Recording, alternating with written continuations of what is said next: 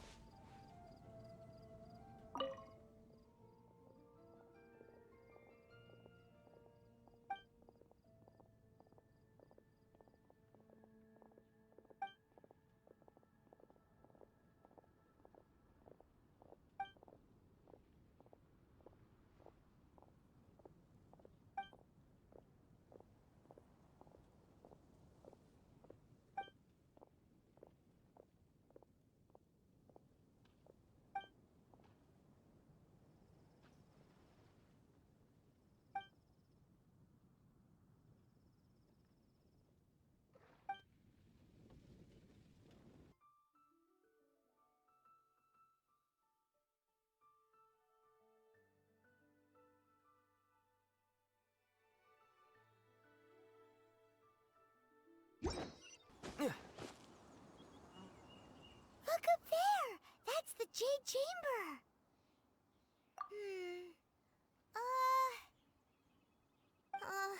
This is bad.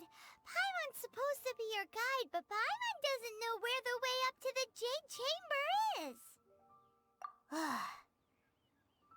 Well, since we want to go to the Jade Chamber, heading to its location on the map is the sensible thing to do. Let's look around. There has to be a way up there nearby.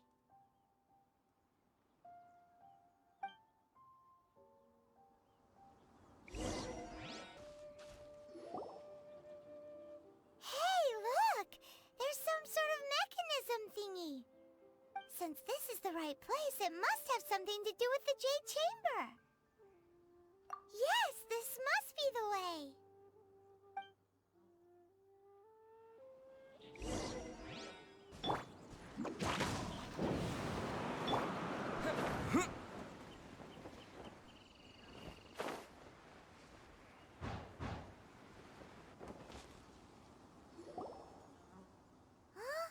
It only takes us up to here. Aw, if that wind current was stronger, we'd be able to reach the top in one go. Huh? Why? Or... Oh, Paimon gets it! If it was a secret, Ganyu wouldn't have let us try to find it ourselves, right? Alright, let's follow your plan. Then we can... Oh, hang on a moment. Look down there. Looks like we've gotten close to the Guizhong Ballista. Paimon has a new idea. Why don't we shoot you up to the Jade Chamber using the ballista? No. Paimon may have just forgotten to think about the safety measures. Oh, that's right. Now that you mention it, we could use the Guizhong Ballista to see if there's another way up nearby.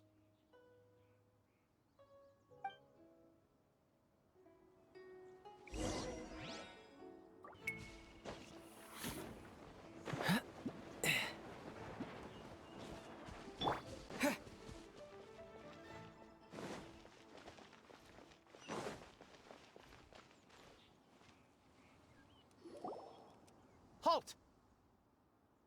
Who trespasses on these hallowed grounds? Exactly. What are you talking about? We're invited guests. What makes you think you can treat us like this? No. Wait. Maybe this was Ningguang's plan all along. She pretended to invite us to the Jade Chamber, but set up a Millilith ambush here to arrest us. Now Paimon's mad! You! Over there! This is a trick, isn't it? How shameless! What? We're just on guard duty. What do you mean, shameless? What nonsense! Seize these suspicious intruders at once! Well, here they come! Line them up and knock them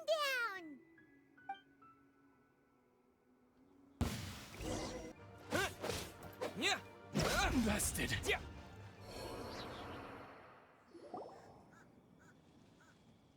Stop! What's all this about? Lady Keqing, these two strange people suddenly appeared. They seem to have designs on the Guizhong Ballista. Who are you calling strange? You want to go to the Jade Chamber? Who are you?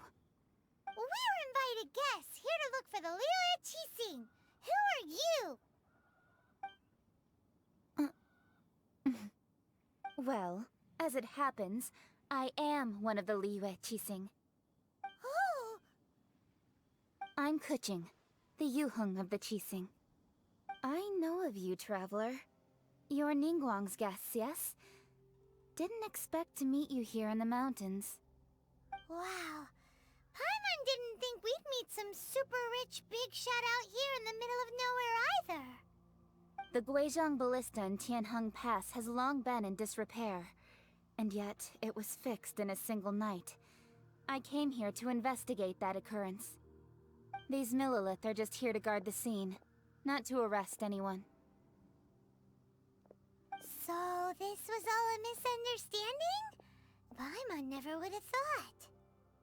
Anyway, for a mortal to be able to repair an Adepti mechanism is quite the mystery, even to the Qixing. That was... Eh? Oh, right. So, Lady Yuheng, might you have any idea why Lady Tianquan invited us to go to the Jade Chamber? Just call me Kuching. I'd say that Ningguang's purpose is to request that the savior of Mondstadt take a more neutral stance. Or at least, to not wholly side with the Adepti. We're not taking sides. We spoke with the Adepti. They want to protect Liyue as well. When you say protect, you're referring to their sanctimonious arrogance, aren't you? Huh? You are mortals, and thus under their protection. There was no way they would have regarded you as someone with the ability to assassinate a god. Naturally, they would also regard Ningguang's locking down the area, questioning the citizenry, and pursuit of the assassin to be pointless work. Perhaps they even wonder if there might be a cover-up. I'll say it like it is. They're underestimating us. Well, you've got a point there. Still, this is the first time Paimon's seen a person from Liyue who doesn't respect the gods or the Adepti. Should I respect the shallow sense of time and condescension to mortals that has caused them to delay in moving against us, Qixing? Forget it. I shouldn't speak of them this way. This skepticism is mine alone, and Ningguang does not share it. Either way, I will admit that the actions of the Adepti this time were quite restrained. Rex Lapis's death is indeed an extraordinary circumstance. But to think that they would call for a council of Adepti rather than come down here directly. How surprisingly civilized of them. Well, for Ningguang, she would talk anything and everything out if she could. But I doubt we can do that here. The time of the Adepti has long passed. If even the Liyue Qixing don't want to face that truth, then what future is there for Liyue? Another super bold statement. I'll stop here. Honestly, I hadn't intended to say so much. But you're a good listener, traveler. You should both be off to the Jade Chamber. Don't be late now. Ningguang's schedule is packed to the gills all the way till next year. The cream of Liyue's mercantile crop all see ascending to the Jade Chamber as the greatest honor. Each brings rich gifts as they visit, all to curry a little favor with Ningguang. Favor? But... Wait, that's right! Greeting gifts are a staple of Liyue's culture! We need to get one. Not to curry favor or anything, just to respect Liyue's culture. Alright. You can decide on your greeting gift yourselves. Let me tell you how to get to the Jade Chamber first. You didn't actually have to come to Mount Tianheng. Go back to Liyue Harbor. Find a guide at the Yuehai Pavilion, and... well then. May we meet again, traveler. Well, that Yuheng may not respect the gods, but Paimon thinks she's a pretty cool person. So, what should we give to Ningguang when we see her? Oh, right! Paimon dreamed of an amazing snack last night. Sugar-frosted slime! Paimon has a feeling that it would be perfect for a super rich person like Ningguang. Why don't we go with that for a gift? With a certain boom shakalaka, of course. Let's go gather ingredients. Time waits for no one, and neither will our riches.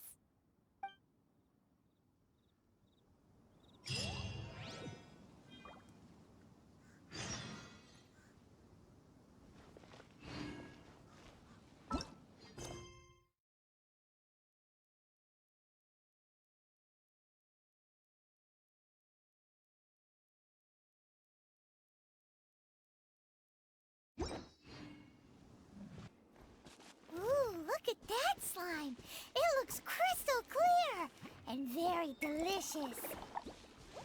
That's the one!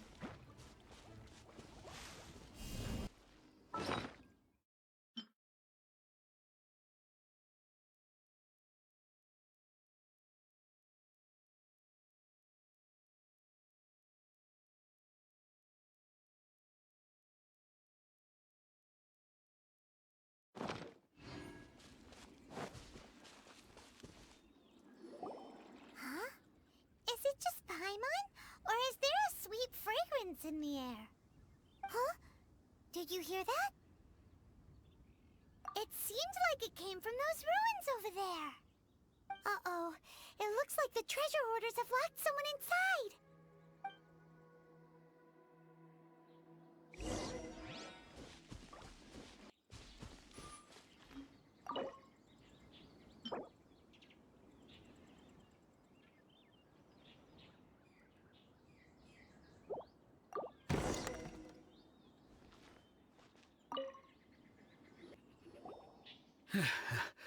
Thank you for your help, kind travelers. If you hadn't come to my aid, I surely would have rotted in this cell. Those treasure hoarders, when their mood was good, they'd rearrange those pots of sweet flowers. When they were in a bad mood, they'd rearrange my face. Aw, it was nothing. No need to thank us all at once or anything. I understand. Don't worry, I will compensate you both. Don't say that.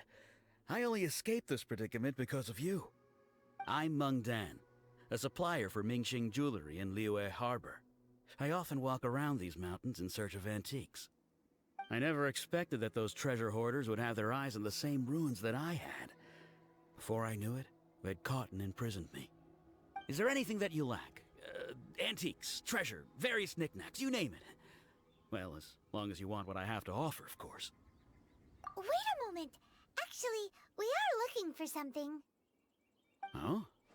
And what might that be? Do you have a box that can store presents? We'd like a pretty one. The kind that you can use to store snacks. Of course we do. How can one sell antiques without gift boxes? At Mingxing Jewelry, we have the best gift wrapping service in the 7 nations. Now just give me a moment and I'll let the boss know. You can go see her whenever you require that box. Great! Paimon's sugar-frosted slime now comes in a beautiful package.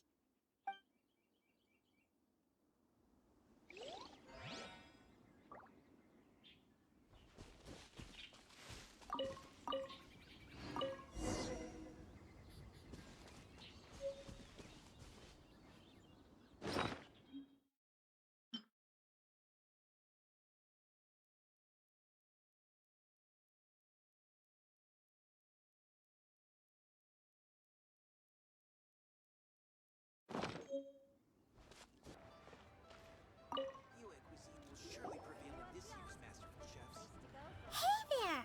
A guy called Meng Dan told us that we could get a nice and shiny box from your store. Uncle Meng already told me about it. Thank you both for saving him. Many of the best goods in our store were found by Uncle Meng. If anything were to happen to him, it would be impossible for us to continue doing business. Here, this container is itself an antique, with at least 140 years of history. It's already been cleaned. Will it do? Yep. It's great! Hang on a moment. Could we borrow one other thing? Sure. Please help yourselves. As long as it's on our shelves. Traveler, this clay pot looks really awesome. If we use an antique as our mixing bowl, we should be able to make a great snack. It's done! The one and only sugar-frosted slime! Carefully now. Into the box it goes and dust it over with a bit more powdered sugar. Oh, yes. You might want to use these 2 freshly picked flowers as decorations, too. Woohoo! It looks beautiful! Great! Now that we've put all that we've got into this box, let's go to the Jade Chamber to see Ningguang.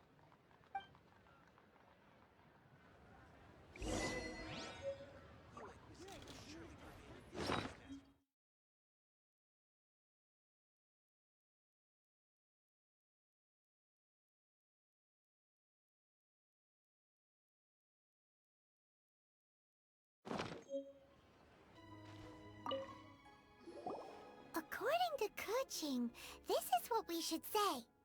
Excuse me, do you sell the moon here?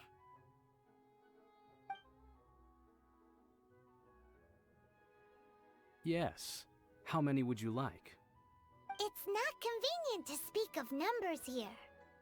Ah, well said. Please, use this to ascend to the chamber. Yes, speaking of which, are you two the guests that Lady Ningguang has arranged to meet with today? Yep. And yet the code they used was not the one for guests, but for the Yuheng. What's going on here?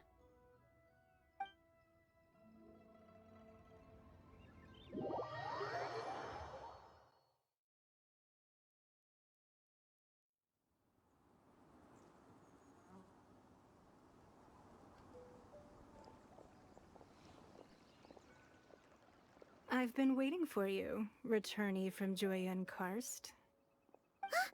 It's Ningguang! Since this is our first meeting, we've prepared a gift. I hope you like it. Oh, for me. You have my thanks. It seems that I have made things difficult for you, considering that you were supposed to be my guests. Oh no, it's nothing. This palace floats in the skies, higher than the peak of any mountain. From this vantage point, one may survey all of Liyue. I have been gathering the funds necessary to build it from the time I began learning the merchant's craft. And since becoming the Tianjuan, I have spared no effort in hiring the best craftsmen to constantly extend it. At first, it was but the size of one room. Now, it is large enough to blot out the moon in the skies above Liyue. One day, I believe it will overshadow all 7 nations. Not many from outside Liyue earn the right to ascend to the Jade Chamber. But I have been in correspondence with the acting Grand Master of the Knights of Favonius, who spoke highly of you. As such, I have been putting eyes and ears out ever since you reached Liyue. What? And I finally got wind of your movements when you were on the way to Wangshu Inn. Wait, was Vergoldet one of your people? Just Vergoldet? No. Everyone at Wangshu Inn is one of ours.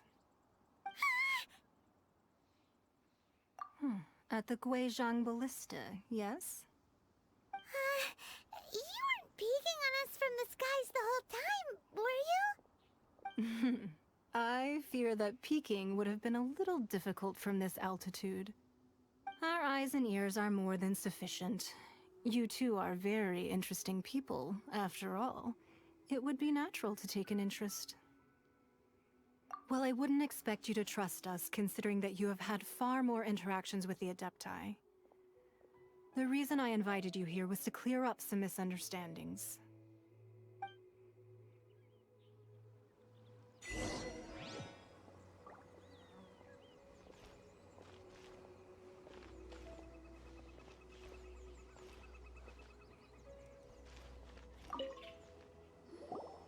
I believe that you've heard of the Archon War.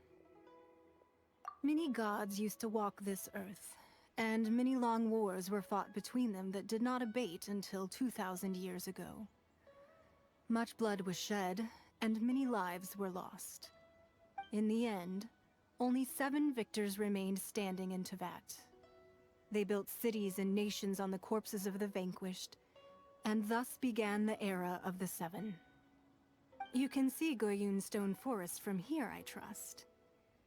It is no natural rock formation. Those are giant spears of rock hurled by Rex Lapis during the war.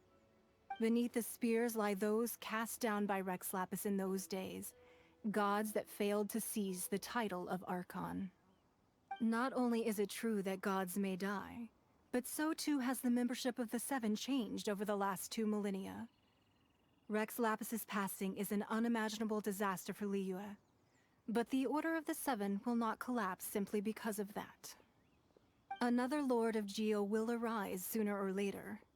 Yet, how are we to forget Rex Lapis? When that time comes, the relationship between the people of Liyue and the gods and Adepti will surely be different from before.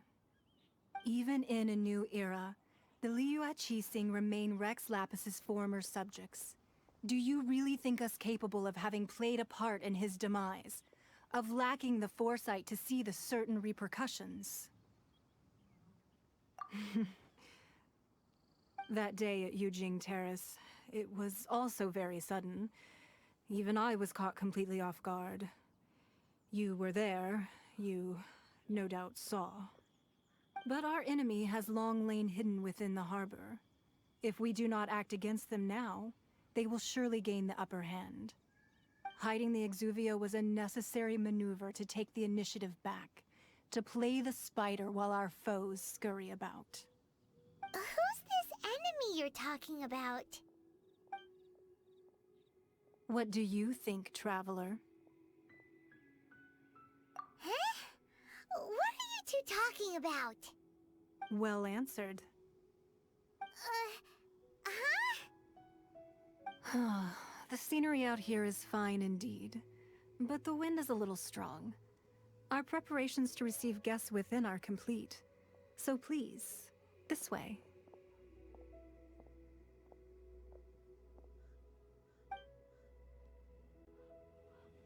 Wowee! What a huge hall! Paimon's never seen such a fancy place before. Be at ease, you two. Make yourselves at home if you wish. Can we really?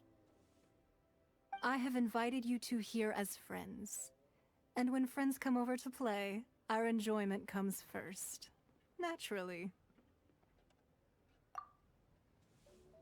Whoa! Isn't this that legendary wall? Why, you've kept your ear to the ground, I see. That's because even the storytellers are talking about it.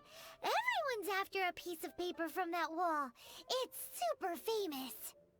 That's because that wall records Leo's secrets. Merchants have always been attracted to secrets. But the secrets of the mercantile world are of no interest to you, are they, Traveler? You're rather special, really, and I think you're quite aware of that. If possible, I'd like to have your trust. But if you were to choose the more trustworthy person between myself and Kuching...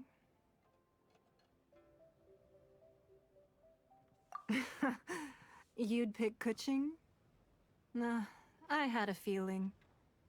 I originally thought her a bit too hard-headed.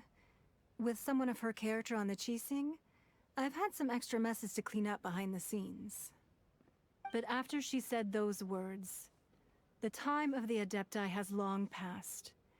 If even the Liyue Qixing don't want to face that truth, then what future is there for Liyue? Well, I must say that quite a few of my doubts have been dispelled. I won't deny that Rex Lapis's passing seems advantageous to us. But, for Liyue's sake, we cannot allow ourselves to be shackled by rumors of our usurpation of power. Indeed.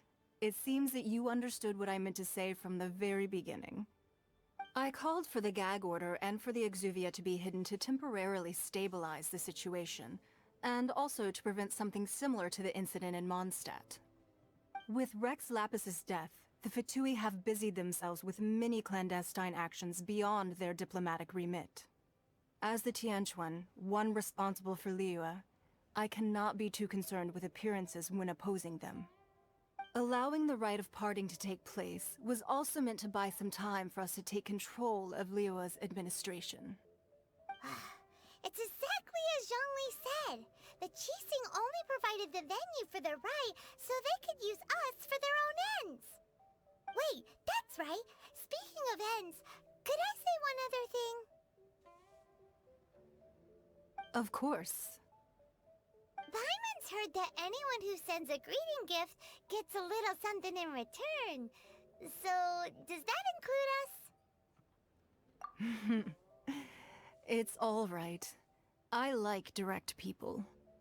Well, we have made quite a bit of trouble for you recently. How about this? You can pick any one object here as you please, and you may take it with you. Yay! Paimon was just waiting for you to say that! Let's see, what should we get? One of the sheets on that wall! Don't look at Paimon like that! One of these sheets of paper will sell for crazy prices, even if it's only as large as Paimon's fingernail.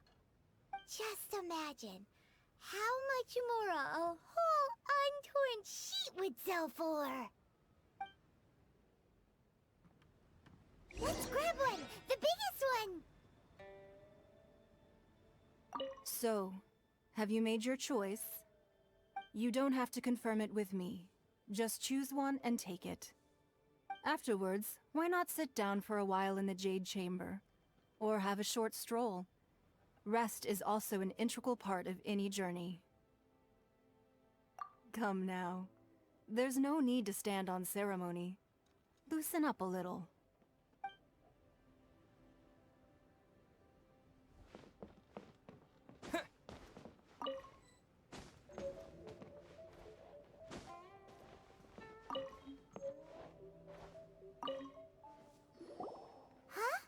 Well, that was an easy search. The biggest sheet is right up there in the most obvious spot. Let's go with that one. La la la la la. Let's see what's written on it. Huh? There's a place marked with a circle on here. Oh, could it be treasure? Whatever it is, it better make us filthy rich. Let's see what's written over here. Sigil of permission, something, something, Fatui, research, copy. Huh? Aw, that doesn't sound like treasure at all. This piece of paper shows that a Qixing spy discovered traces of classified Fatui research on the Sigil of permission. Oh, Ningguang did say that the Fatui have been up to all kinds of mischief in the shadows of Liyue. Spreading rumors, wanting to get their hands on the Archon's body and whatnot. But research on the Sigil of permission? Paimon wonders what they're up to. Speaking of which, there's also some connection between you and the Sigil of permission. Seems there's still more for us to find out. Oh. You really think so? Well, should we not go then?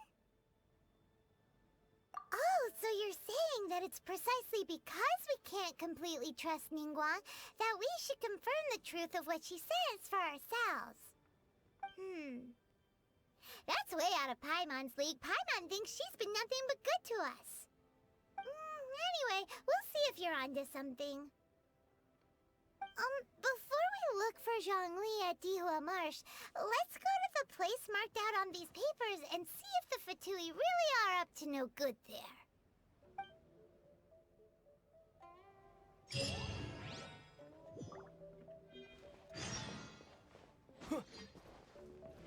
So, have you made your choice? You don't have to confirm it with me. Just choose one and take it. Afterwards, why not sit down for a while in the Jade Chamber? Or have a short stroll? Rest is also an integral part of any journey. All right, then. I hope the next time we meet, you will either have already done the right thing, or will be about to make the right call. There really were Fatui at the location written down on this piece of paper. And, they look really mad at us, too.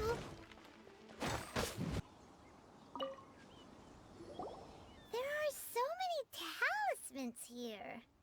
And some stacks of blank paper, too. What are they for? Paimon's seen this pattern before. But where?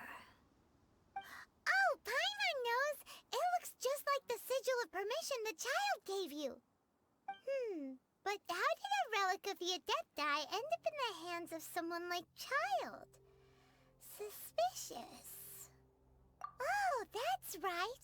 Cloud Retainer said that when the Lord of Geo created the Sigil of Permission, it wasn't to be used as some old relic. Talismans like that were once used in the Archon War to channel divine powers. Maybe the Fatui are copying the Sigil of Permission in hopes of achieving a similar effect. Being able to channel divine power in battle? Whew, that sounds pretty dangerous. And the plot thickens. We'll need to keep an eye on Child, that's for sure. Alright, that's enough sticking around here. We gotta go meet up with Zhongli soon. The last stop on our rite of parting preparations tour is Dihua Marsh. Let's go! Paimon hates being late.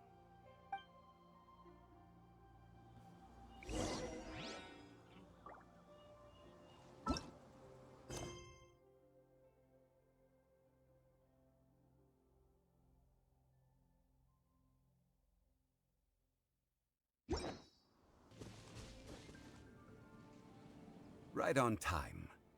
I myself only arrived moments ago. Did you enjoy your visit to the Jade Chamber? It was so big and pretty and expensive. Paimon's never seen such a fancy schmancy place before. Indeed. It's second to none in all of Liyue. Then you met with Ningguang, I trust? What did you talk about with her? She's super rich and so generous. Paimon thinks she's very friendly. Yeah, his take on Ningguang is quite different from Paimon's. He thinks that even the tactless Yuheng is more trustworthy than her. Oh, so you also met with Keqing then? What did she have to say? She said the time of the Adepti has long passed. If even the Liyue Qixing don't want to face that truth, then what future is there for Liyue? No respect for the divine. Indeed, contrary to the ever-bold Keqing, Ningguang is more of a businesswoman at heart, though they are both members of the Qixing. Although she's friendly, there's no way of clearly discerning her true intentions. Yes, she has only relied on herself to rise to her current position. No ordinary person could ever achieve that. It's said that she's the one behind the constant expansion of the Jade Chamber. It's the second most important thing to her.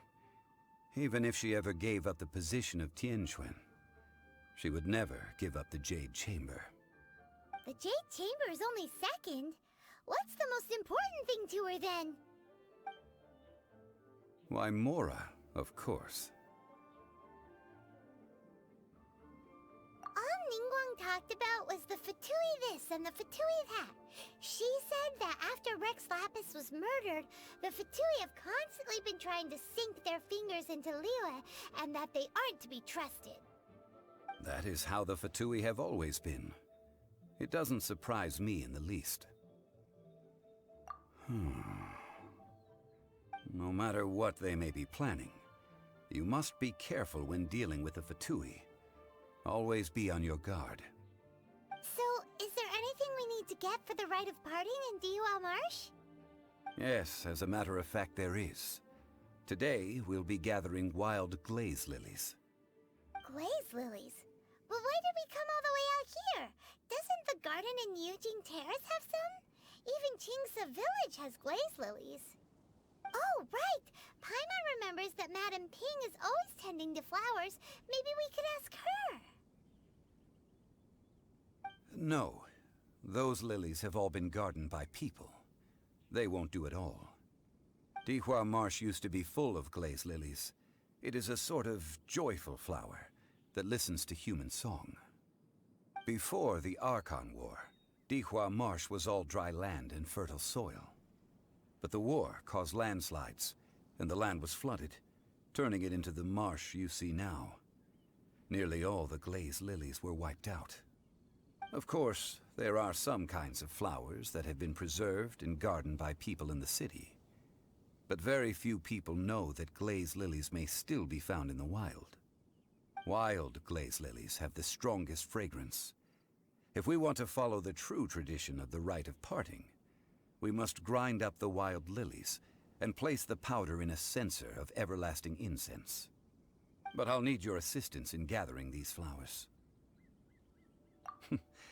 That's correct.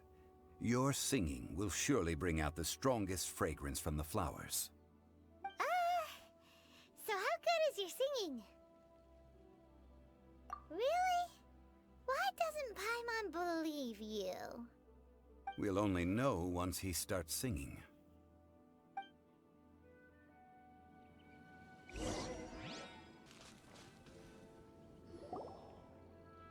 It's time to sing, whenever you're ready.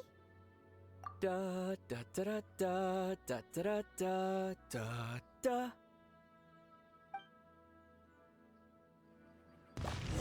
What happened? These flowers are jumping. They look really angry. Is it because you sang a song for Mondstadt that they don't understand here in Liyue? Yeah.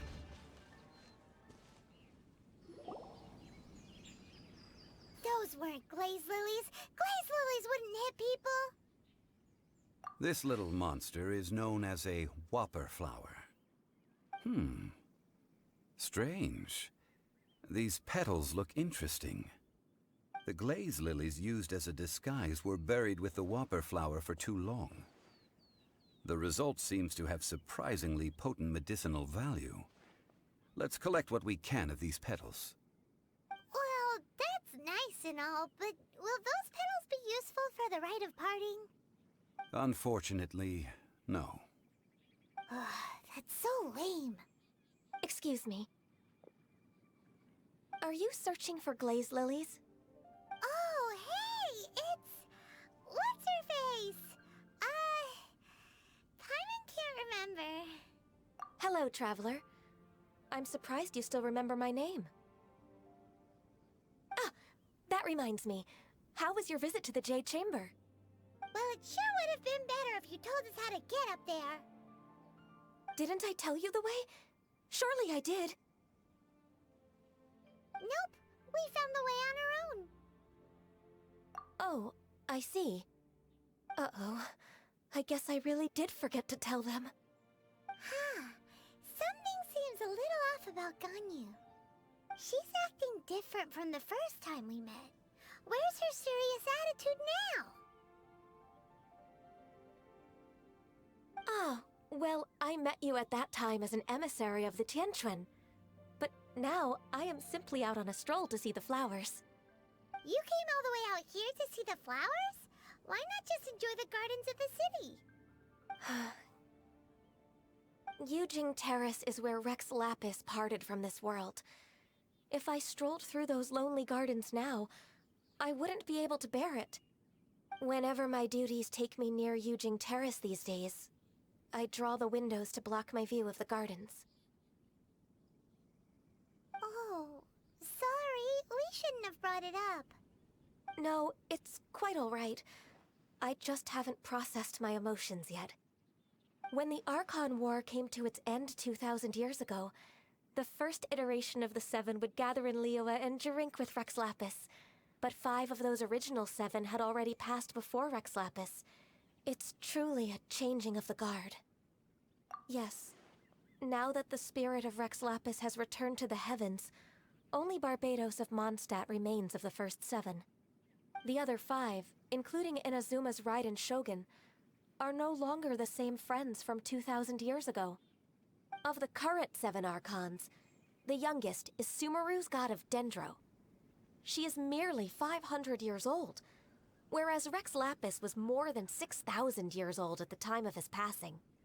This means that Liyue had been under Rex Lapis's rule from the moment it was first founded 3,700 years ago. The city has never had to bid farewell to its deity. So what do you think of this farewell? Huh? This is a little sudden. As a mortal, I've never dared to imagine a Liyue without Rex Lapis. But as an Adeptus, I think I will eventually come to grips with reality. Since Rex Lapis has passed, the time of Liyue's contract with the gods and Adepti has now reached its end. Huh? Did you just say, as an Adeptus? Yes, I am a mix of human and Chilean.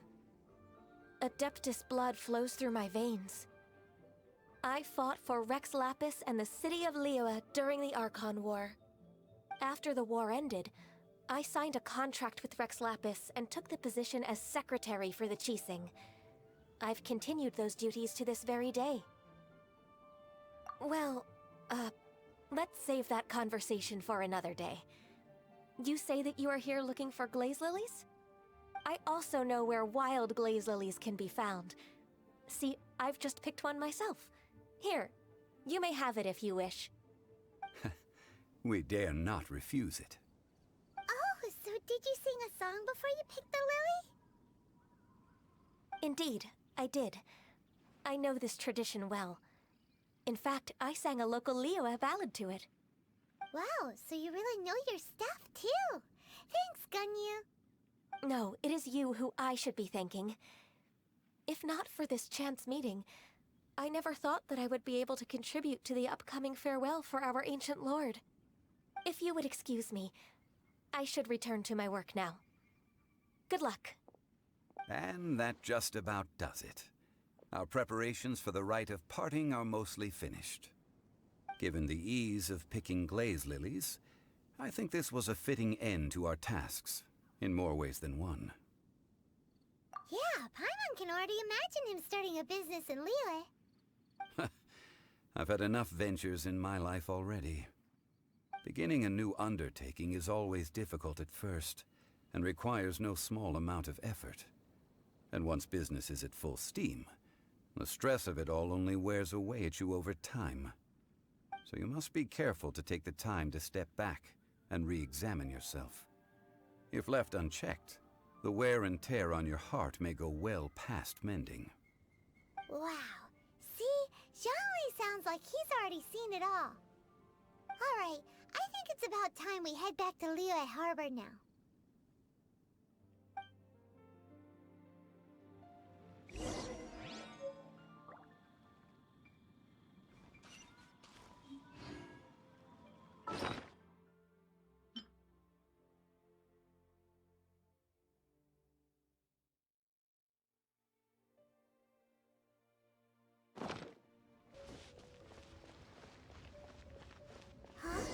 What happened? The city gate is swarming with Millilith and the Fatui? This atmosphere is highly abnormal. It seems as though something big has happened. We should ask around a little, just to be safe.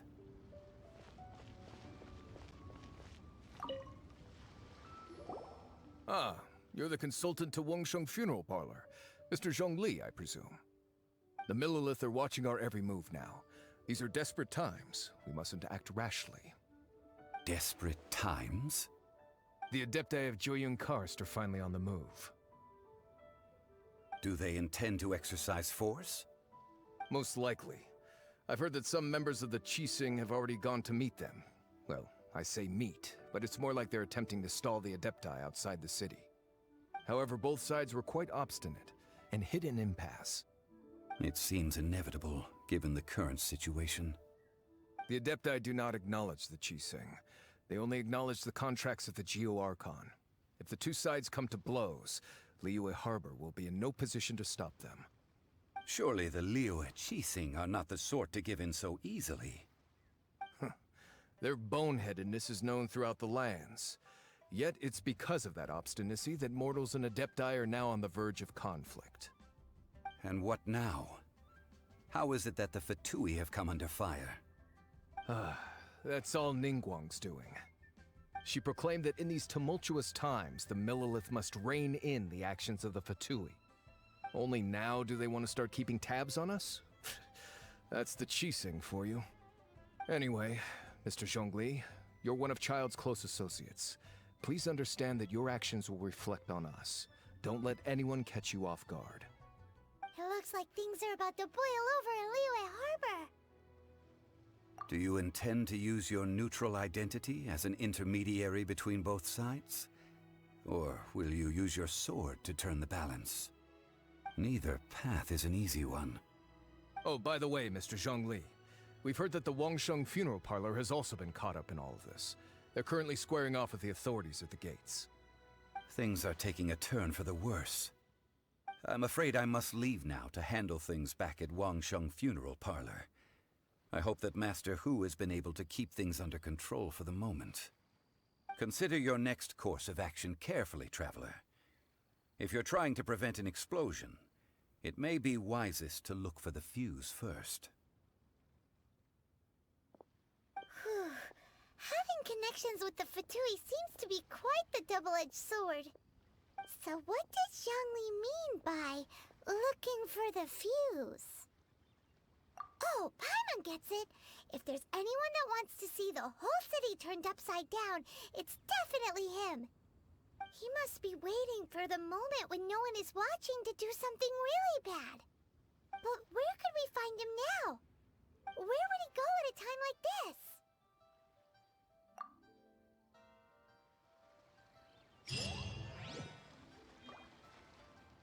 The Liyue Qixing.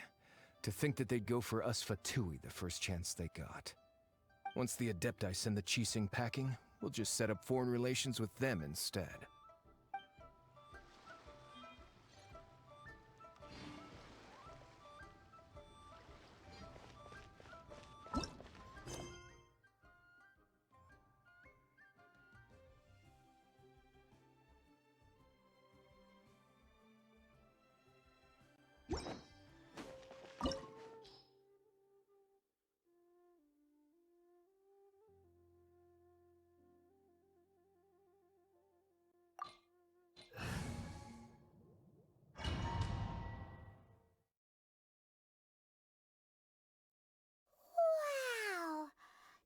The Golden House? It looked impressive enough from the outside, but who would have guessed that it was even fancier on the inside? And so full of Mora. This is where all of Teyvat's Mora is minted, right? In that case, maybe they won't notice if a few Mora go missing. Oh, so it's a trap! Tricky, tricky. Good thing Paimon's got you here. But even if we can't take any, we can still have a closer look, right? Or better yet, take a nap on top of a mountain of Mora. It's like a dream come true. Oh, right. Back to business. It's quiet. Too quiet. Surely someone's gotta be guarding something as important as the Exuvia. Huh? Look! What happened here? Uh-oh. Paimon smells trouble. Quick! We have to go make sure that the Exuvia is all right.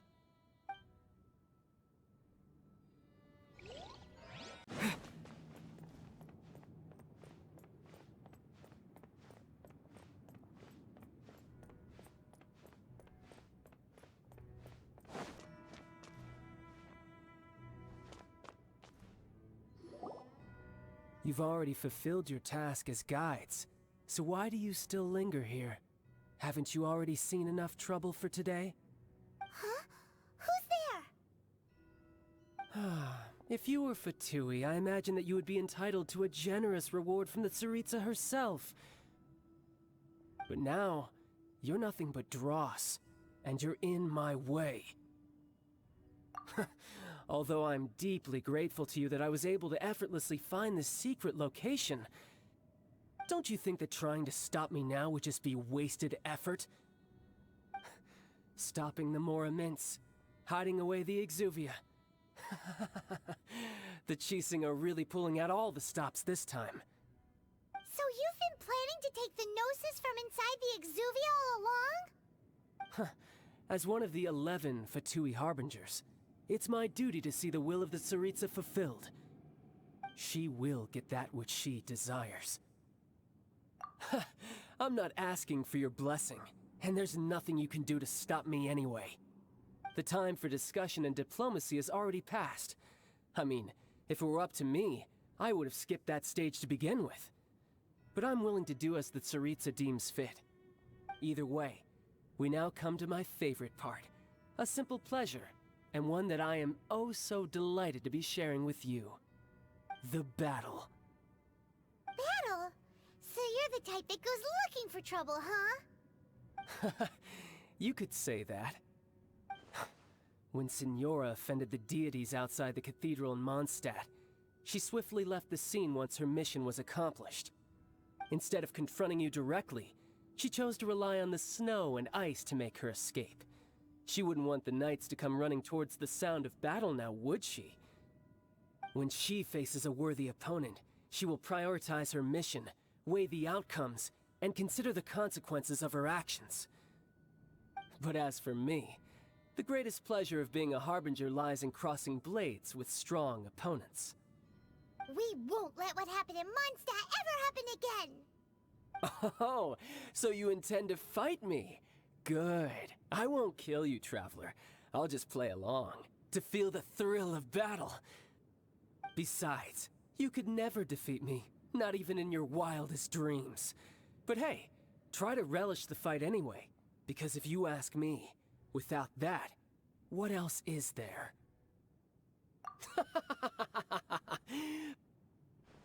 Fighting talk, I love it! Now let's see you live up to it.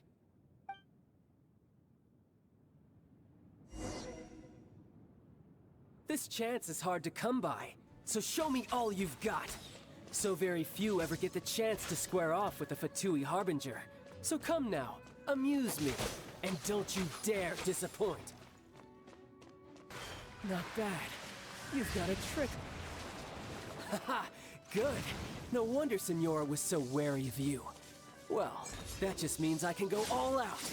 Brace yourself. This is about to get tough. Now, show me what you can do against the might of a Harbinger.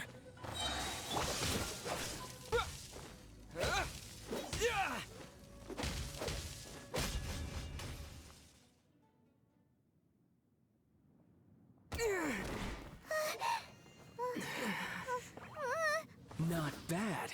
Your swordsmanship is quite impressive. But that's about as far as you'll get.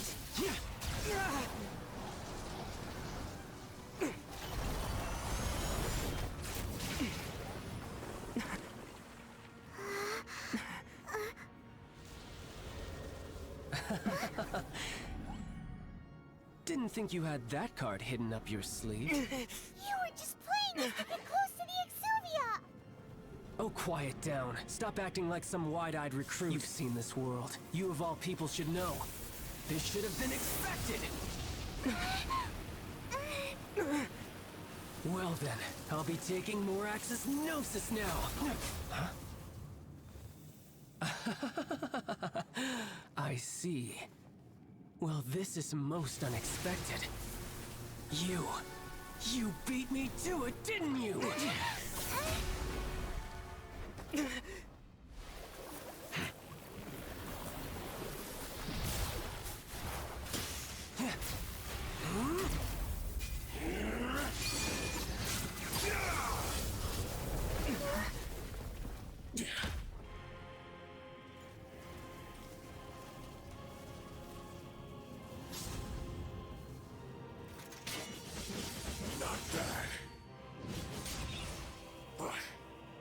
This is going to cost you!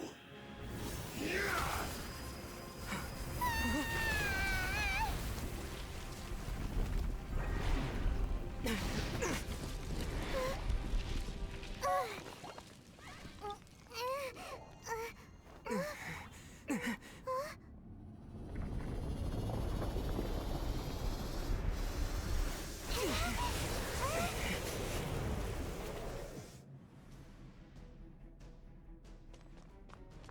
You got to the Gnosis ahead of me, didn't you? Did you simply move faster? Or did you leak the information regarding the Golden House to me on purpose? No matter. Hand the Gnosis over, now! Don't make me take it from you! We didn't take it! Terra Smash! Some you win, and some you lose.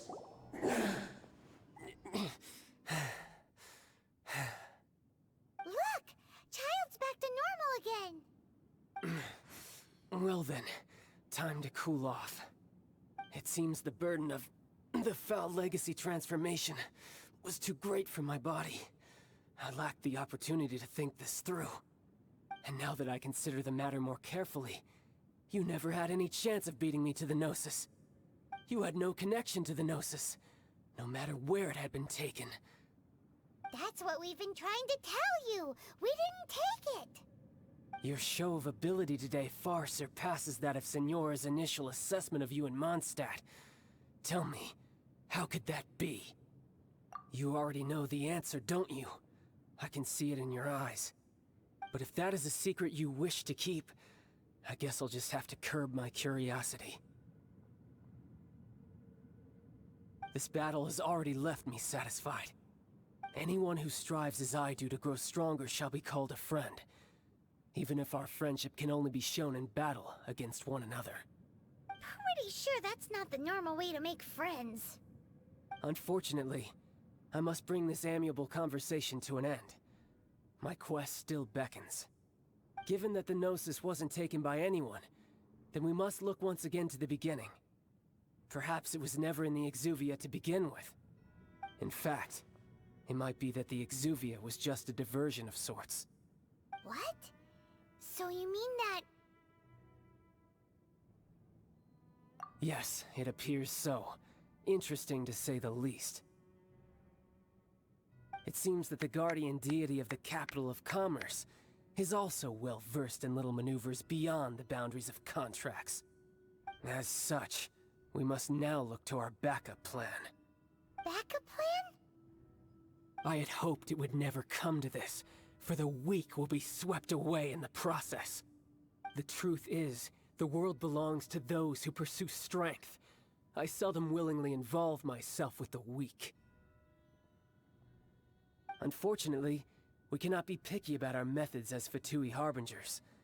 Children must all learn to eat their vegetables sometime. So what are you planning to do? I will awaken the god that lies dormant beneath Guyon's stone forest. A god? Osial, overlord of the Vortex, who was defeated by Morax, the Geo-Archon in the Archon War, and who has remained pinned beneath the waves by the Geo-Archon's stone spears ever since. If such an ancient god were to be unleashed upon Liyue Harbor, defenseless without the protection of its deity, do you think the cunning Rex Lapis would just stand aloof and watch the ensuing destruction? But the Archon War ended 2,000 years ago. How can an ancient god appear in a world now overseen by the Seven? Simple. I've already prepared the means to awaken it. Hey! Those are sigils of permission! Oh, Paimon remembers now. The Fatui have been researching them! Indeed. The one that was given to you was just a byproduct of our research. With the power of so many sigils of permission concentrated in one place, along with that which was bestowed upon me as a harbinger by our Tsaritsa, breaking the subduing might of the Geo-Archon spears for a time should be no obstacle. Using the powers of ancient gods in such a situation fails to interest me, and is largely against my principles. But knowing that such an action will not only force the Geo-Archon to show its hand, but you as well, That makes matters a little more intriguing.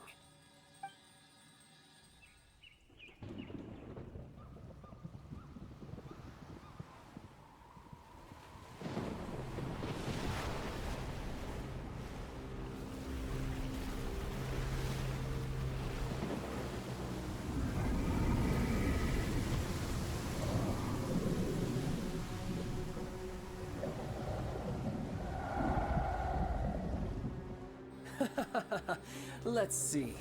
Will the nation that has lost its deity be swallowed up by an ancient malice once more? If you wish to drown together with the people of Liyue, you're free to stay and enjoy the show. Huh?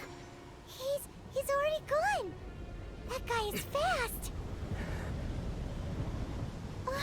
What's going on?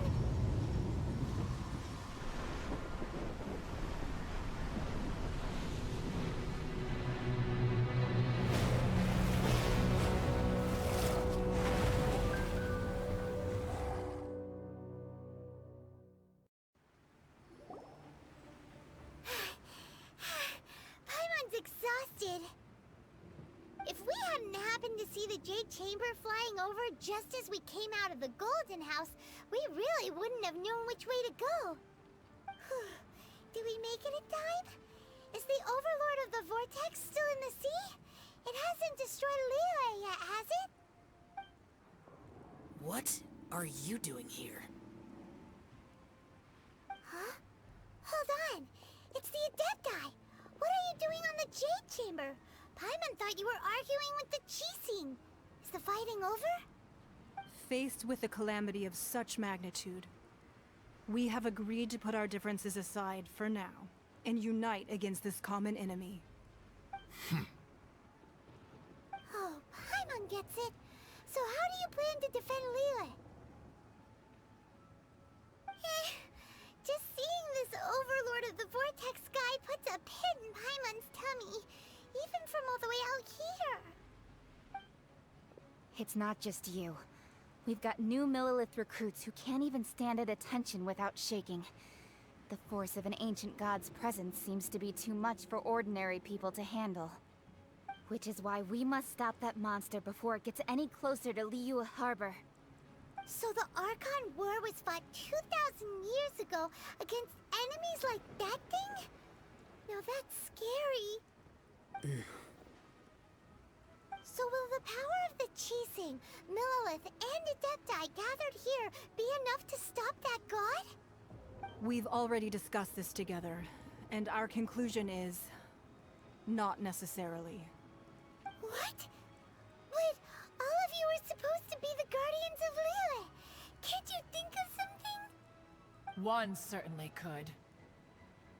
Huh? The Qixing did once research the matter of the Guizhong Ballista when it piqued their fancy. And as fate would have it, one who did craft the Guizhong Ballista with one's own hands is here.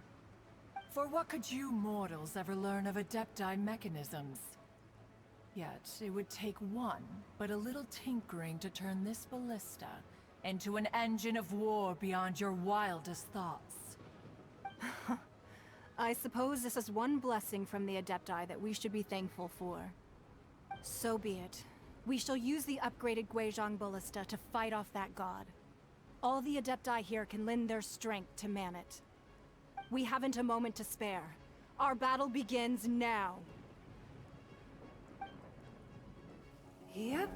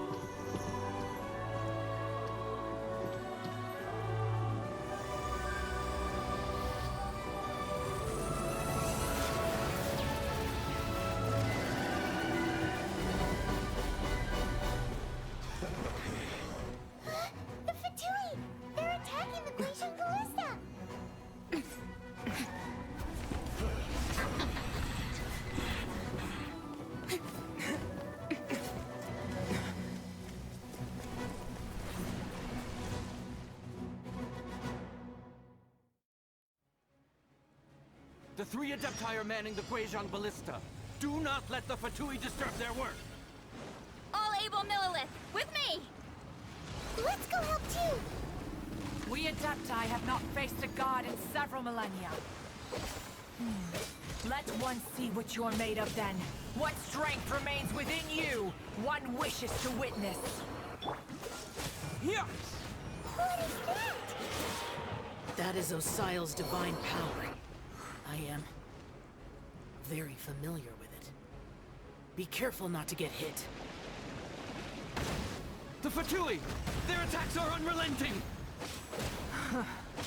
How daring. Snezhnai's diplomats will answer for this afterward. Every last one. The ancient god's attacking again! There are so many Fatui too! We can't Were you about to say we can't hold them, children? Huh? Don't lose heart. Here, take this. This is adeptal energy! That light from your body, it's like the time in Julian cars! Wow, it's Madame Ping's shockwave! This granny's really strong!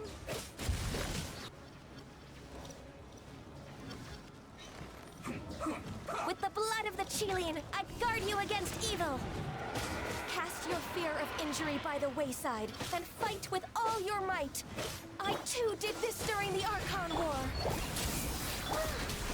So this is what Ganyu's like in a fight! My name means swiftness. Take my power and run as I do. We're going too fast!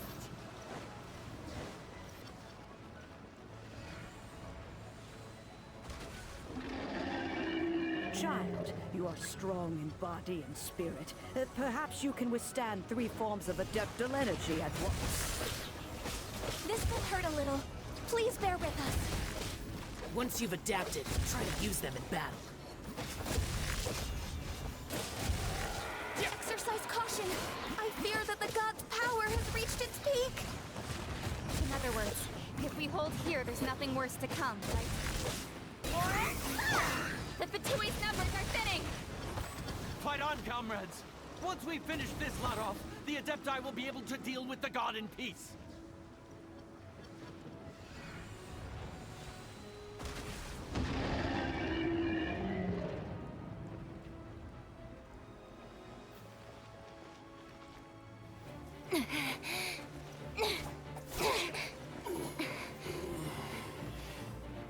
The interlopers are no more. Now we may commit ourselves fully.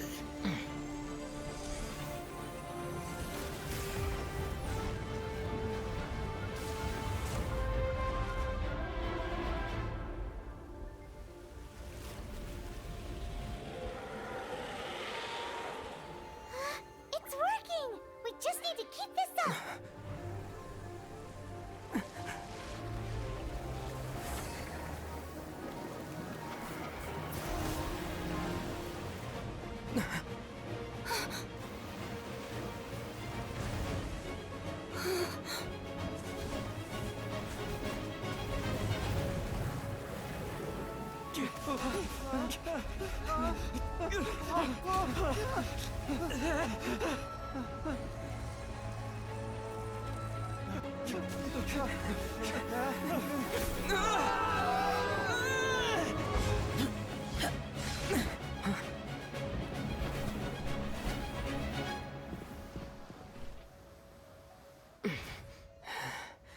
Be careful now.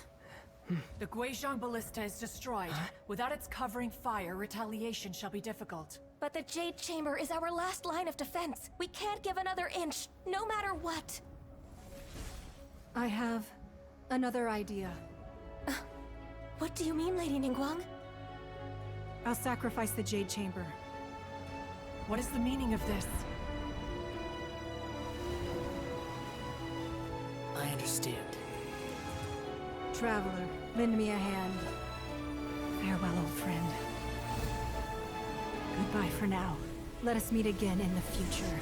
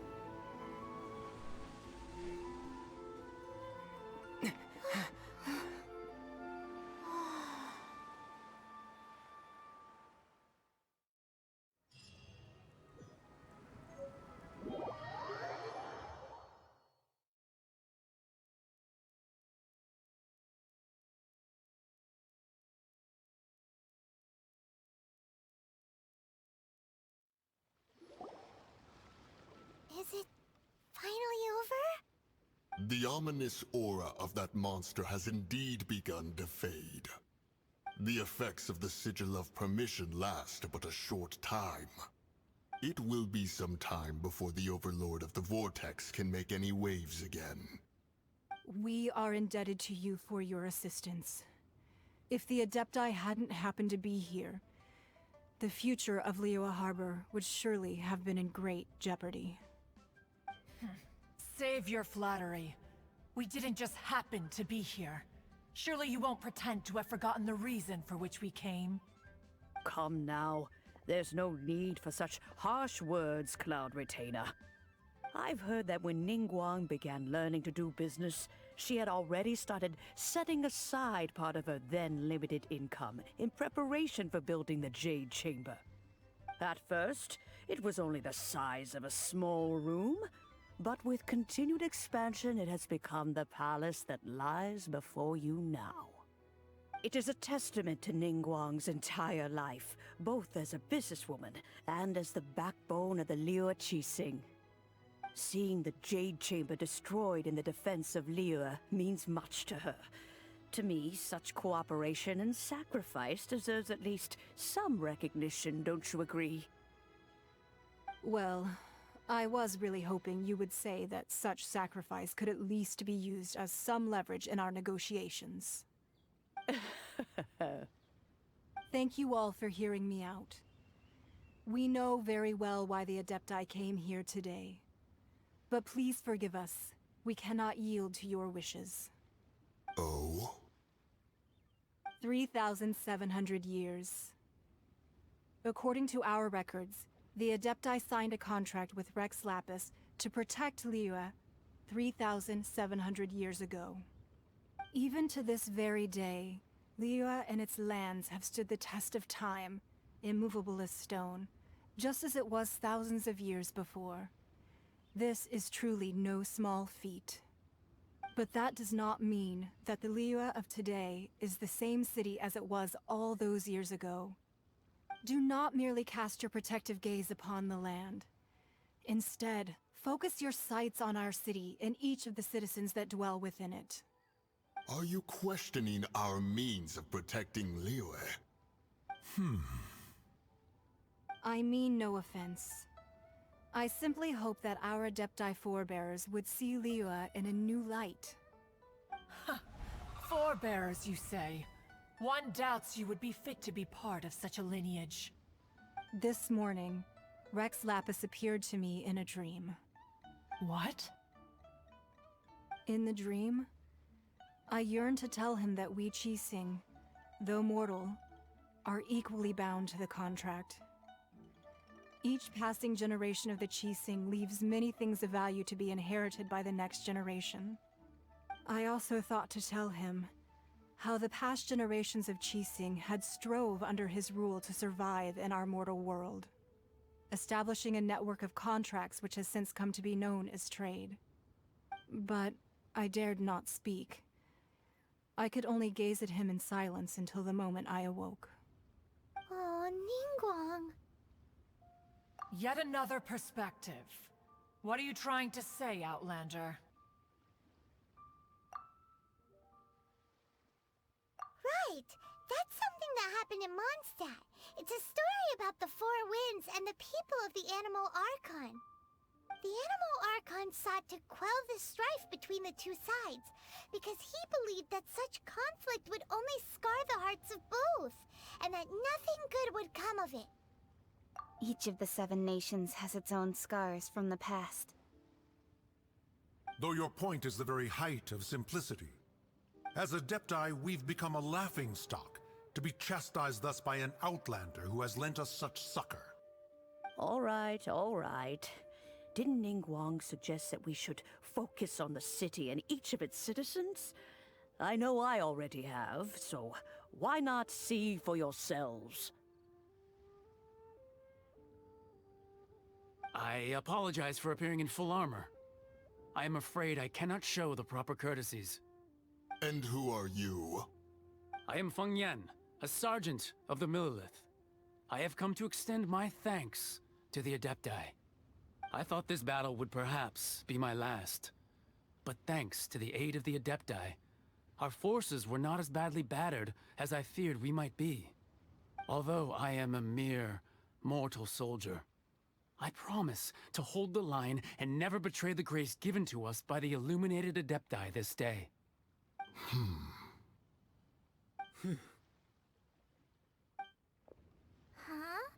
Why does everyone look so down? Didn't we just beat that big monster? Weren't you frightened, dear? It was quite the predicament. I wasn't afraid. All the strong Millilith guards were there, and those powerful heroes with their visions were there. Everyone was there. When danger is near, everyone always protects me. And the rest of the time, they make fun toys and tasty snacks and loads of things that make the harbor so pretty. Thanks for protecting Liyue Harbor. Please come visit us for the next lantern rite. Unfortunately, we wouldn't be able to participate. Huh? Because we are Adepti. Oh, okay. It must be hard being an Adeptus. Aww. You see, this is what Liyue is like today. The country of contracts is grateful to the Adepti for their protection, but it is no longer necessary for the city to rely on the Adepti's power to solve every little niggling matter. Although their blood is weak, there is still strength to be found in those we call mortals.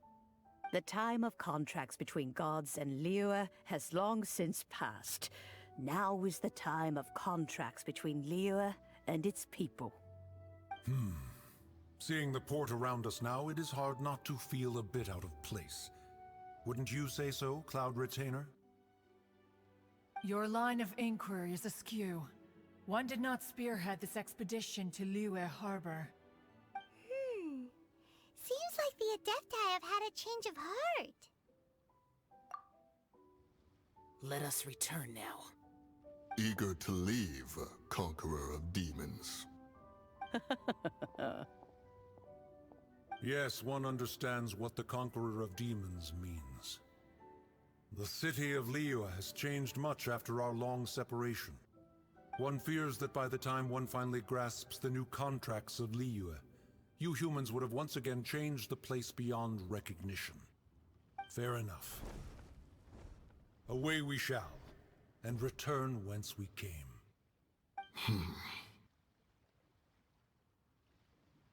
Since we Adepti have consensus, then one shall persist no further. But how will we ensure that the Liyue Qixing will not simply exploit their power once we depart? In my view, that is still a thing to be guarded against. All right, Mooncarver, you needn't worry. It seems to me that this right of supervision is best left to the people of Liyue.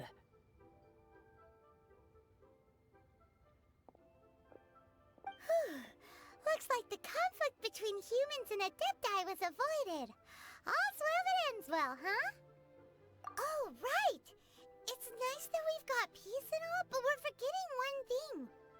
Child wanted to unleash the god so he could lure Rex Lapis out. But we were able to handle the Overlord of the Vortex on our own, so Rex Lapis never showed up. Oh, and speaking of that, don't we still need to get to the bottom of that Archon's death, too?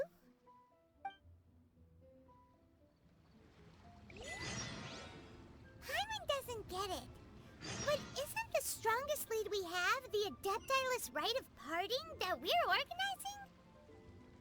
No idea where Zhongli's gone. Let's ask for him at Wangshen Funeral Parlor.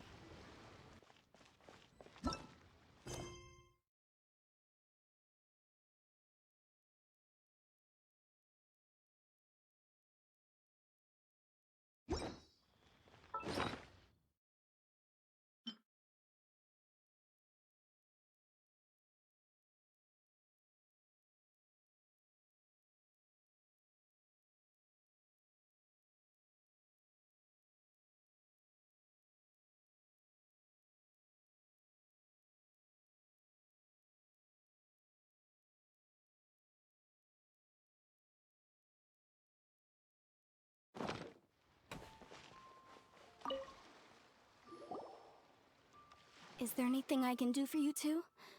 I'm afraid that Wangsheng funeral parlor isn't in the best state to receive guests.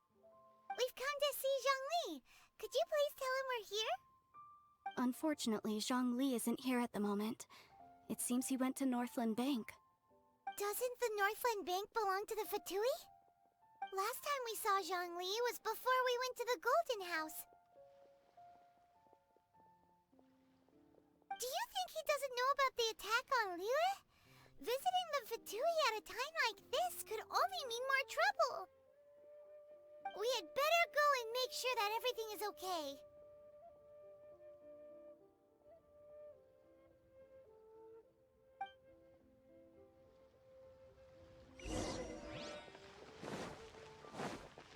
Come to think of it, I wonder what business Mr. Zhongli has at the Northland Bank. He didn't tell me either.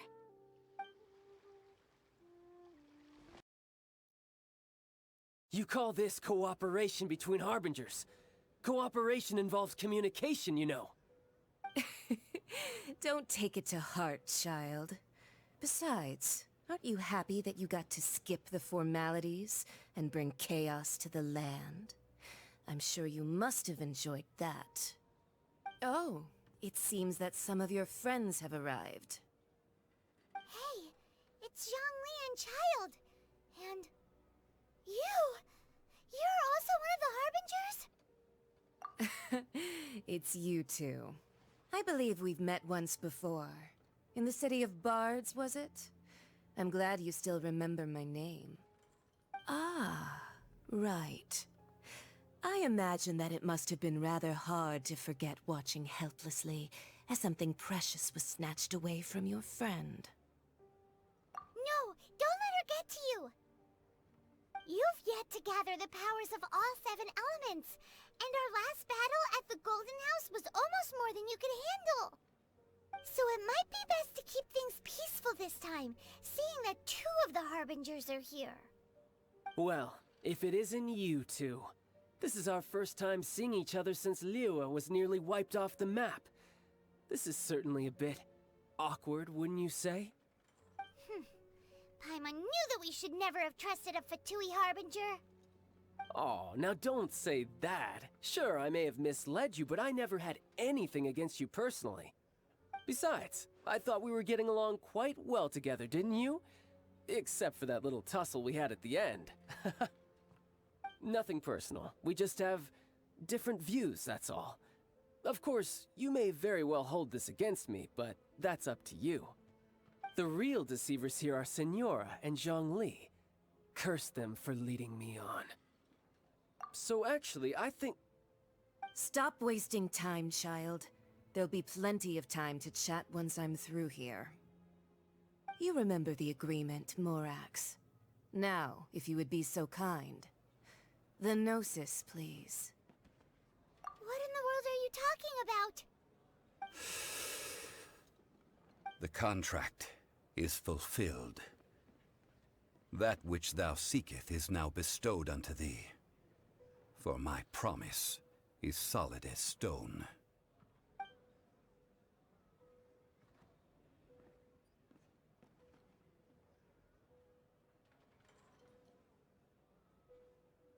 How sanctimonious. What? So you're the Lord of Chiao? No, wait! That's an exciting twist and all, but why give the Gnosis to the Fatui? I do not give it for free. I give it as agreed upon in the contract. For it is a matter solely between the Tsaritsa and I. Yeah, you don't think you went a little bit too far with that whole fake death thing? Everyone was preparing the ceremony for you, and splat! This big dragon falls out of the sky, and all of Liyue goes into an uproar.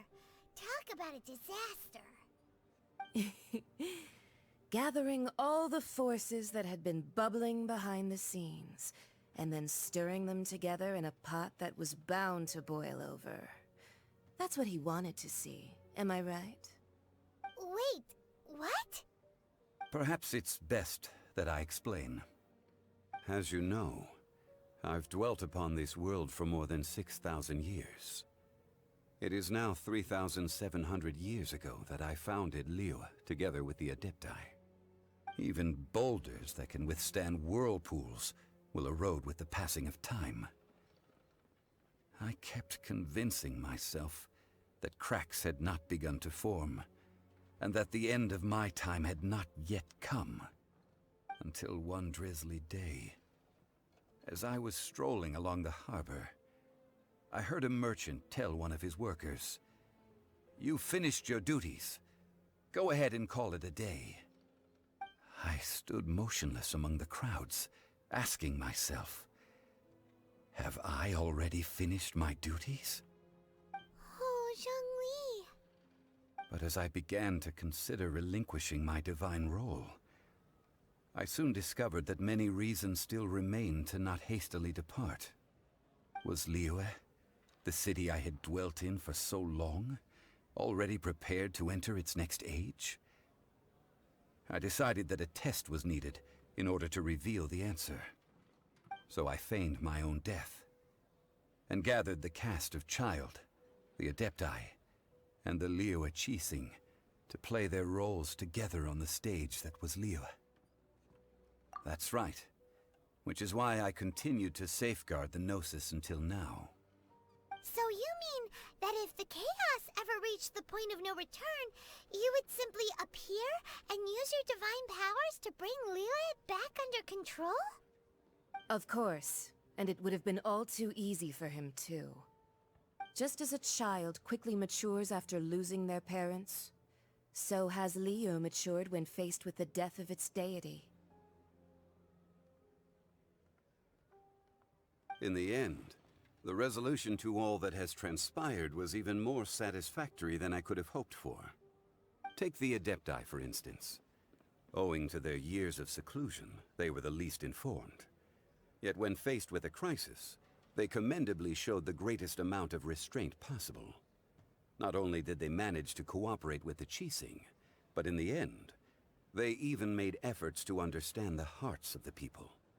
Credit is also due to Signora, the emissary dispatched by the Cryo-Archon to fulfill our contract.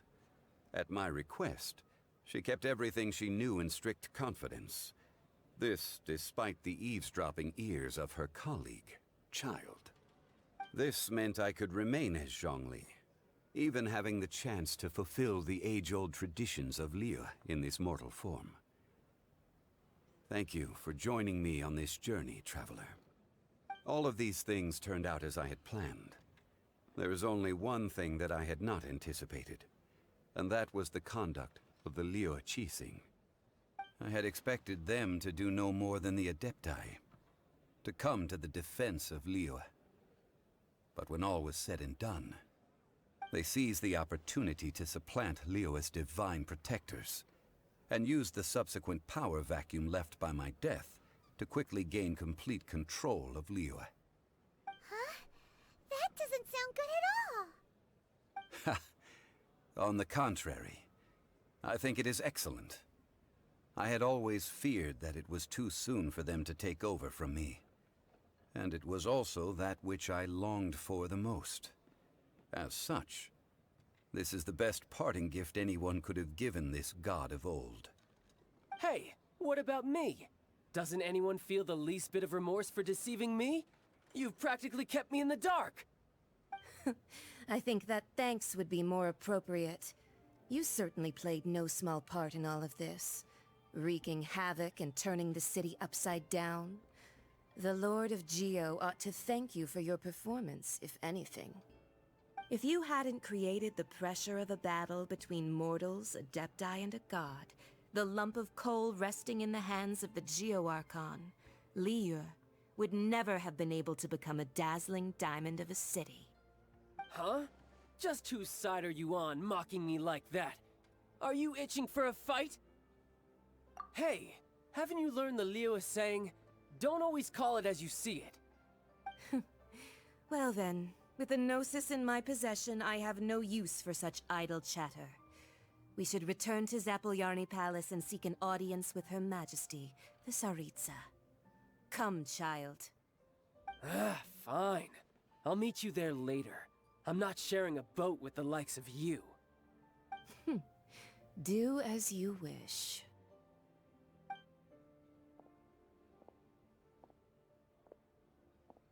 Now then, is there anything else you wish to ask me? Right! As Zhongli always told us, a good trade is a fair trade. Paimon has no idea what could be a good trade for a Gnosis. Realistically speaking, there is no such thing. Huh? However, I am the god of contracts. For thousands of years, I have made countless contracts. If the deal was of no benefit, then I certainly would not be inclined to agree to it. My agreement with the Cryo Archon will be the last of my contracts as the Geo Archon. My contract to end all contracts. As for the bargaining chip that the Tsaritsa used to balance the scales, uncover that answer for yourself in your future journeys.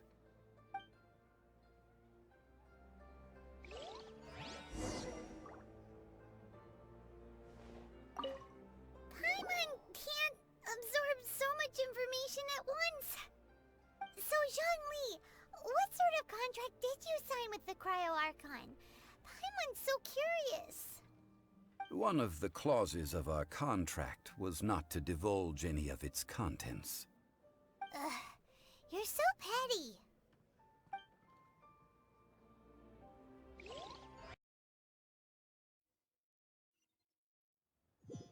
Today's the day of the rite of parting. Although the star of the show is fake, we spent so much time trying to organize it, it would be a real shame not to go there now. Oh, well, since we're going through with this rite of parting, I guess it means that those rumors hit the nail on the head. So Rex Lapis is really...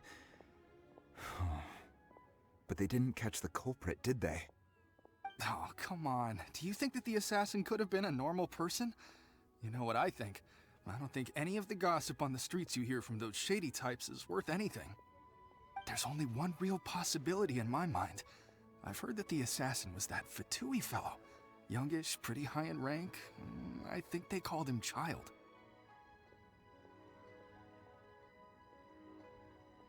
The Fatui? They certainly are very suspicious. Who knows what those greedy, crooked folks... Shh! Lower your voice. If the Fatui catch you in their sights, Rex Lapis won't be around to protect you this time.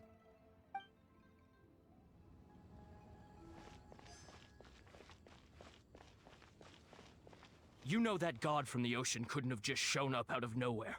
I mean, it's been 2,000 years since Rex Lapis subdued it. Yes, and to think that this happened right on the heels of the incident with Rex Lapis, too. Say, do you think the person who assassinated our lord and released that evil god might have been one and the same? Now that you mention it, that's very possible. Yes, it's very possible indeed. I mean, it all fits together. That person must have colluded with the evil god to harm Rex Lapis.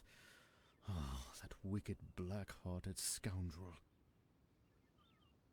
Still, what sort of supernatural prowess must this person possess to be able to do such things? I have never heard of such a person in all my years. Ah, forget it. Guessing's no use to us.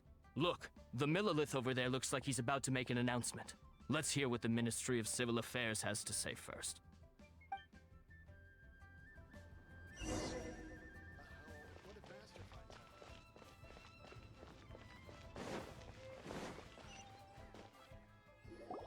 Hear ye all!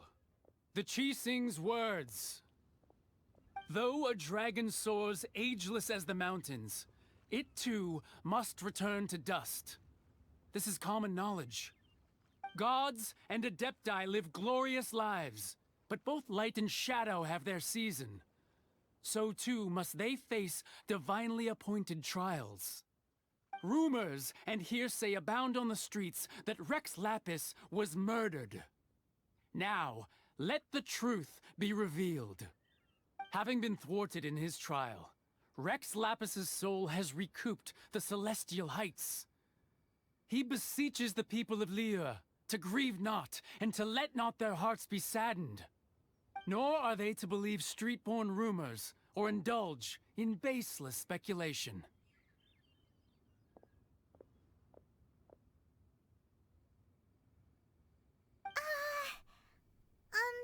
Paimon needs a translation on what the Qixing's announcement said. So that's how they're spinning it. Something feels off. Why would they suddenly give up looking for the murderer? Not to mention how this excuse sounds like something they just made up on the spot. Could the Qixing already have known that Rex Lapis wasn't dead? But Zhongli said that neither they nor the Adepti knew anything. Did Zhongli tell them in secret after his gnosis changed hands? Exactly, right? Ooh, seems like the rite of parting has been going on for a while now. Let's go have a look.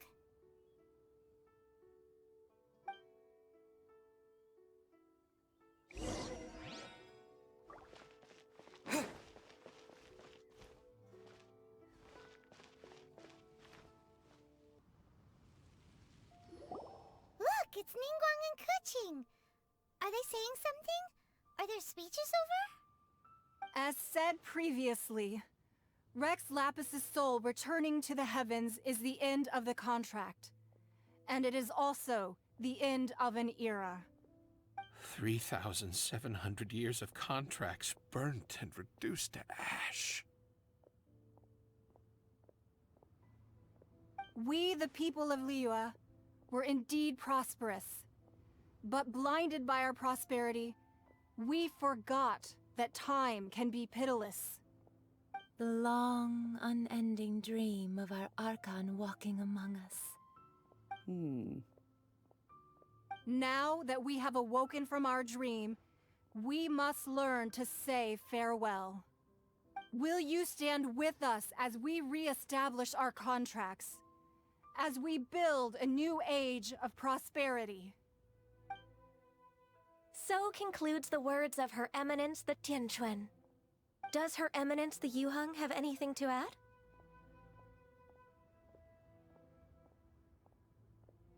Huh? Is she looking this way? Traveler. Yikes! She really is looking our way! Is that the traveler who they say defeated the ancient god? So young. The Liyue Qixing always repay their debts. And as you have heard, our eyes see far and our reach is long. Name your price. You deserve that much. Whoa!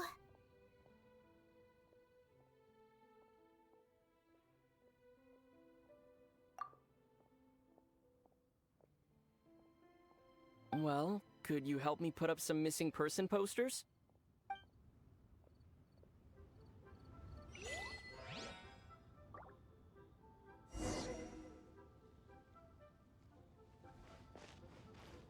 Roping you in was possibly the most masterful move we could have made. I believe that future generations will say so too when our deeds come up for their review.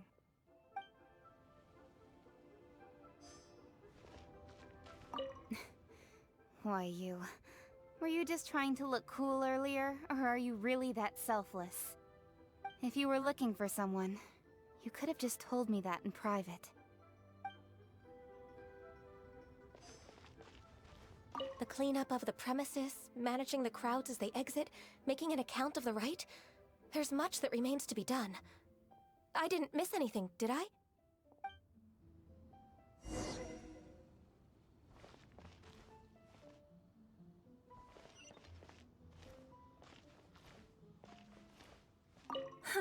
And to think I'd put my best perfume on before coming here, thinking you'd like it.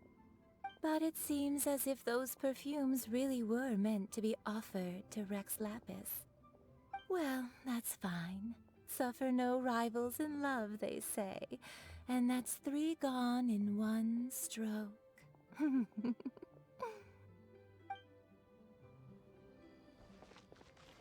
As for the mortals and Adepti of Liyue, what shape shall our relationship take from now on?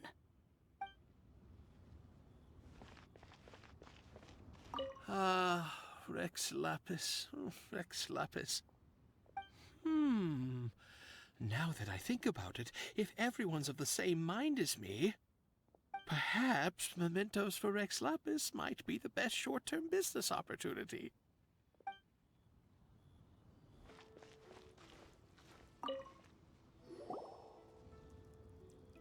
Hey, Zhongli!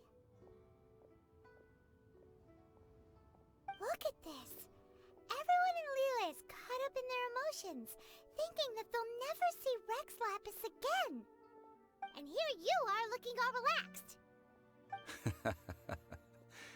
Why would I not feel more at ease after laying down the burden I have borne for 3,700 years? Right.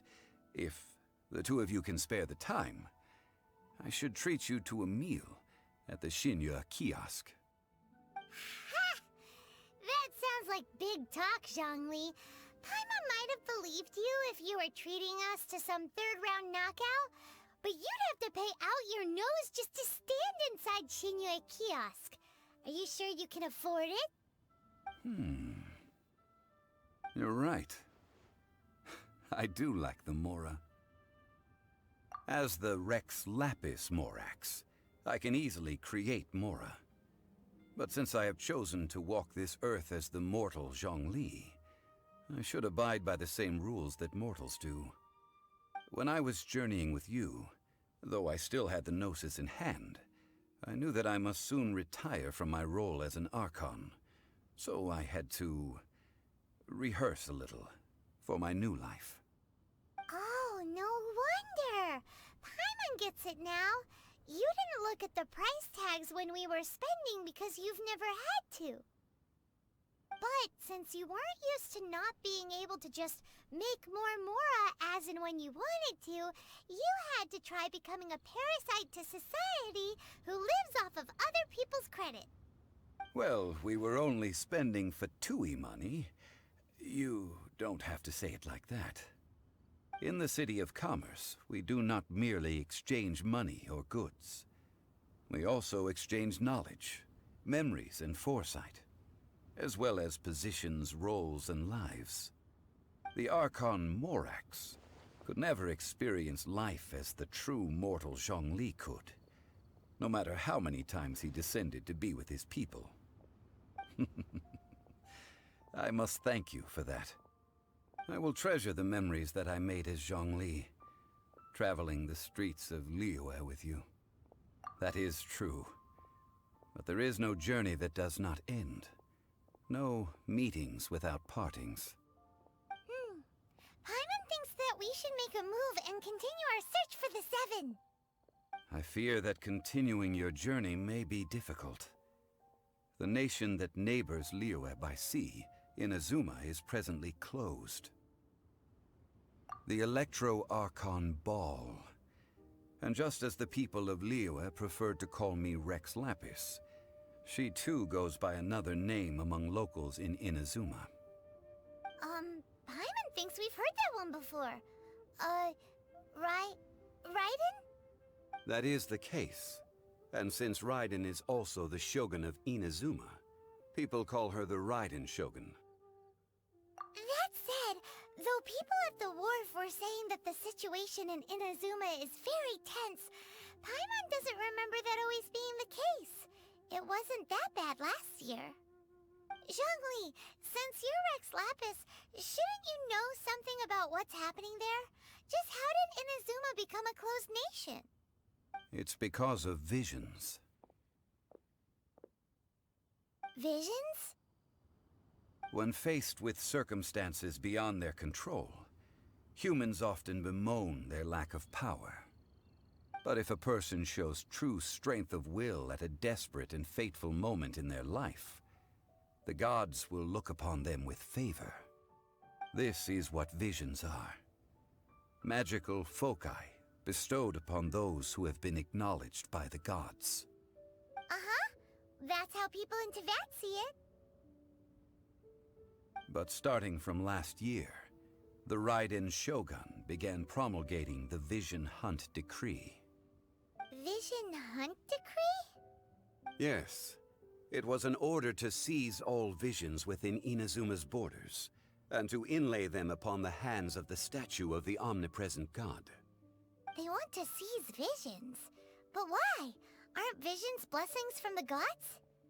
I should think that in the Raiden Shogun's eyes, it is precisely because they are divine blessings that they should be under the sole dominion of divinity.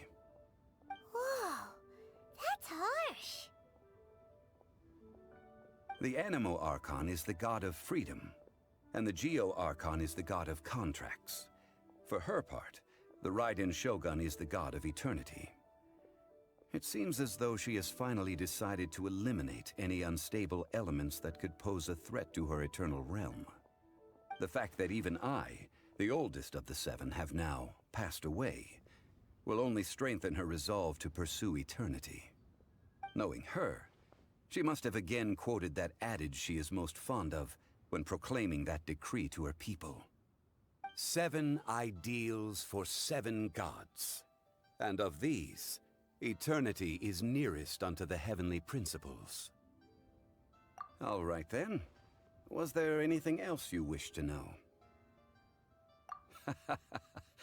Ah, that was a good one. Failing a divine trial. How they came up with that excuse, I will never know. That said, the reason why the Qixing were so eager to resolve the incident and stop pursuing the culprit was indeed because they received news in secret that Rex Lapis was not dead. I hinted as much to the Adepti as well. How did I accomplish that, you ask? Have you ever heard of this particularly convenient Adepti art known as gifting dreams and visions? All right then. Was there anything else you wish to know? Yeah, about that. Before the Qixing made their announcement, we listened to a lot of people talking on the way. Most of them put the blame for everything on Child. These are indeed false accusations. But it remains undeniably true that Child did send people to the Jade Chamber to prevent the Adepti and the Qixing from defeating the ancient god. I've heard that Ningguang is busy milking that for all it's worth on the foreign relations front at the moment, browbeating the envoys of the Fatui. Ha! Those poor Snezhnayan diplomats. If it were not for Child's exalted position as a harbinger, I'm certain that they would have shifted all the blame to him and called for his dismissal by now. All right then. Was there anything else you wish to know? The time of the Adepti has long passed. If even the Liyue Qixing don't want to face that truth, then what future is there for Liyue? Kuching is absolutely right in saying this. Now, though I did laud Ningguang's desire for power, believing this to be a good thing, and thought as a matter of course that she must have been behind the Qixing's plan to take governing power over Liyue from the hands of the gods and Adepti.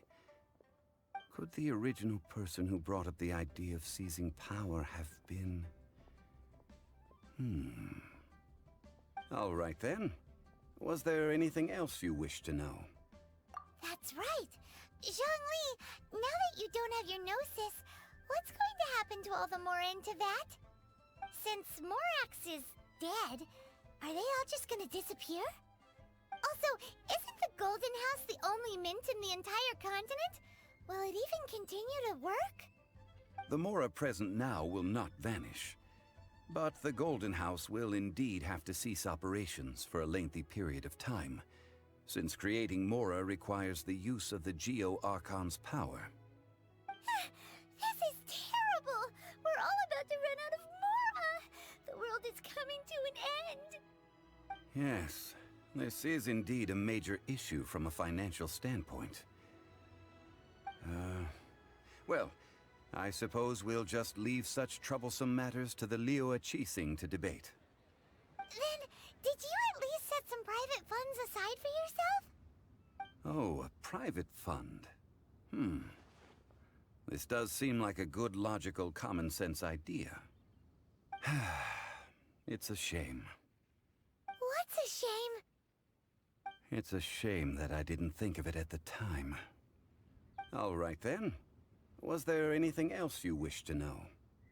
Well then, I suppose you'll have to find a way to get inside this closed nation. Have patience. I suspect that some serendipity must first come into play.